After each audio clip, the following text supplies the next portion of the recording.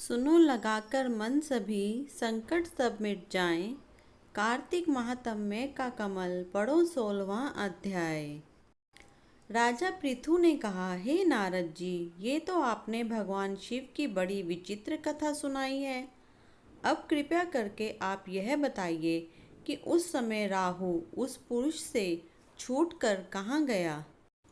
नारद जी बोले, उससे छूटने पर वह दूत बर्बर नाम से विख्यात हो गया और अपना नया जन्म पाकर वह धीरे धीरे जलंधर के पास गया। वहां जाकर उसने शंकर की सब चेष्टा कही। उसे सुनकर दैत्यराज ने सब दैत्यों की सेना द्वारा आज्ञा दी। काल नेमी और शुंभ निशुंभ आदि सभी महाबली दैत्य तैयार होने लगे। एक से एक महाबली दैत्य करोड़ों करोड़ों की संख्या में निकल युद्ध के लिए जुट पड़े। महाप्रतापी सिंधु पुत्र शिवजी से युद्ध करने के लिए निकल पड़ा। आकाश में मेघ छा गए और बहुत अपशुगुन होने लगे।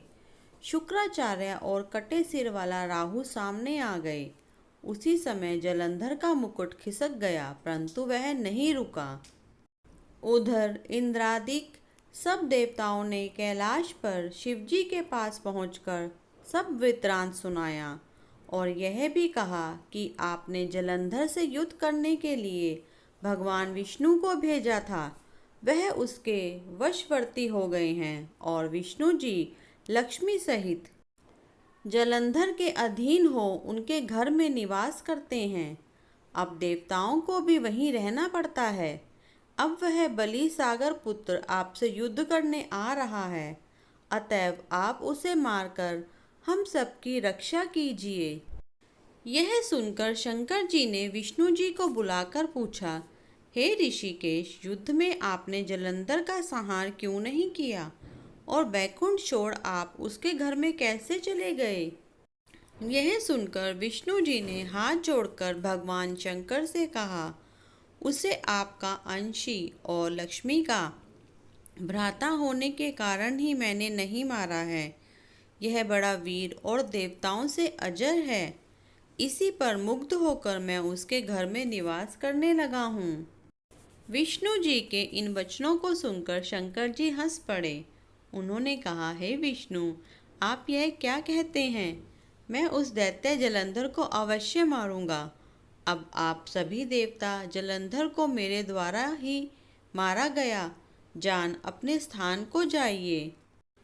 जब शंकर जी ने ऐसा कहा तो सब देवता संदेह रहित होकर अपने स्थान को चले गए।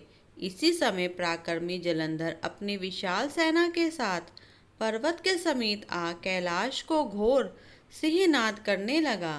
दैत्यों के नाद और कोलाहल को सुनकर शिवजी ने नंदी आदि गणों को उससे युद्ध करने की आज्ञा प्रदान की।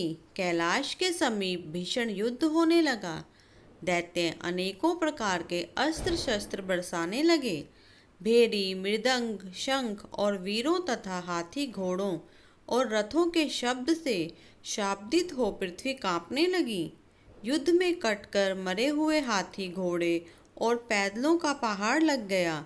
रक्त मांस का कीचड़ उत्पन्न हो गया। दैत्यों के आचार्य शुक्र जी अपनी मृत संजीवनी विद्या से सब दैत्यों को जिलाने लगे। यह देखकर शिवजी के गण व्याकुल हो गए और उनके पास जाकर सारा वृत्तांत सुनाया। उसे सुनकर भगवान रुद्र के क्रोध की सीमा ना रही। फिर तो उस समय उनके मुख से एक बड़ी भयंकर कृत्या उत्पन्न हुई, जिसकी दोनों जगहें ताल वृक्ष के समान थी। वह युद्ध भूमि में जा सब असुरों का चवरण करने लग गई और फिर वह शुक्राचार्य के समीप पहुंची और शीघ्र ही अपनी योनि में गुप्त कर लिया। फिर स्वयं भी अंतर्ध्यान हो गई। शुक्राचार्य के गुप्त हो जाने से दैत्यों का मुख मलिन पड़ गया और वे युद्ध भूमि को छोड़ भागे। इस पर शुंभ निशुंभ और काल नेमी आदि सेनापतियों ने अपने भागते हुए वीरों को रोका।